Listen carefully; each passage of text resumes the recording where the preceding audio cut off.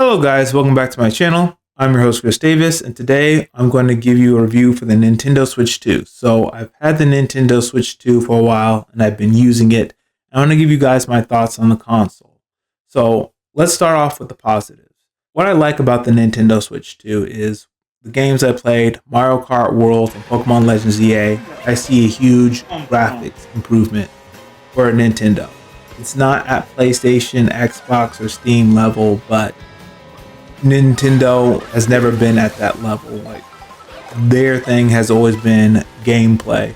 But for the Nintendo Switch 2, these two games I've played, I've seen a huge improvement in graphical performance. Another thing I like about the Nintendo Switch 2 is in handheld mode. When I was playing Pokemon Legends EA, I nearly played it for 3 hours before the battery went down. That was a huge surprise with me. That was a huge surprise for me. I thought that the battery would go down a lot sooner, but it lasted a lot longer, and that's really good. I also like in handheld mode, the Nintendo Switch 2 has a bigger screen. The Joy-Cons are bigger, and I like how they snap in. Now with the docking station, I think it's really good that the docking station for the Nintendo Switch 2 comes with an Ethernet port. So, Ethernet port, LAN port, comes with a LAN port. With the regular Switch, there is no LAN port, unless you have the OLED. But the Nintendo Switch 2 comes with a LAN port. I also like when this console released, it came out with a bundle. So Mario Kart World bundle, and right now there's a Pokemon Legends EA bundle. Other plus, the accessories, the wireless Pro Controller, that's comfortable, that works really well, and I like the design of it. Nintendo Online Plus expansion pack. So for the regular Switch, you have NES, Game Boy Advance, Nintendo 64. But for the GameCube, but for the Nintendo Switch 2, you also have the GameCube. So I think that's really cool. And also for the Nintendo Switch 2, you do have backwards compatibility with Nintendo Switch games. So those are all the positives. Let's talk about the negatives that's holding it back. So for the most part, price of the game. Some of them are $80, and that is way too expensive. We need to roll this back down to $60, especially in this economy. That wireless Pro Controller I mentioned earlier, that I told you that's really good and stylish, it is pricey. It is $90, and it needs to be cheaper than that. I can live with $40 or $50. The expandable memory for the Nintendo Switch 2, if you want a terabyte, that's going to be almost $200. That is definitely way too much. To give you a better comparison, for expandable memory for the PlayStation 5, 2 terabytes, that was a little over $200, but the Nintendo Switch 2, 1 terabyte is almost $200.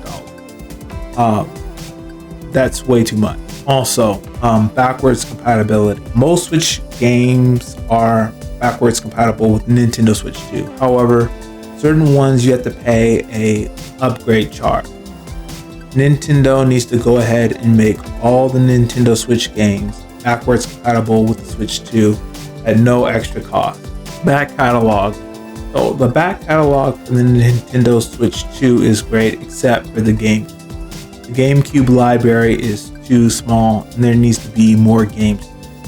If Nintendo had more GameCube games in the GameCube catalog or library, people would buy more Nintendo Switch 2, because the GameCube was a popular console. You had Super Smash Bros. Melee, which was a great game. You had Mario Kart Double Dash. You had Legend of Zelda, Wind Waker, Twilight Princess, Star Fox Adventure, Star Fox Assault, Metroid Prime series on the Nintendo GameCube 1 and 2. You also had Pokemon XD, Pokemon Coliseum. You had Custom Robo, which was a really good game. Custom Robo is a hidden gem in the GameCube game. And if Nintendo had a bigger GameCube library, that would incentivize people to pick up the Nintendo Switch 2. So if you have PlayStation 5, or PS4, or if you have Xbox Game Pass, which I know a lot of people have canceled their subscriptions because of the pricing, but if you have any of those services and you buy their premium online subscription services, for PlayStation, you know you're getting PlayStation 1, 2, 3, 4 games, and then free monthly games. And with Xbox Game Pass, you know you can play their past games from the original Xbox all the way up till now. Nintendo, like your competitors, have already made the blueprint for you. It's time for you to catch up with them. Make the GameCube library a lot bigger, and that will help your sales more. So for the most part, I like the Nintendo Switch 2.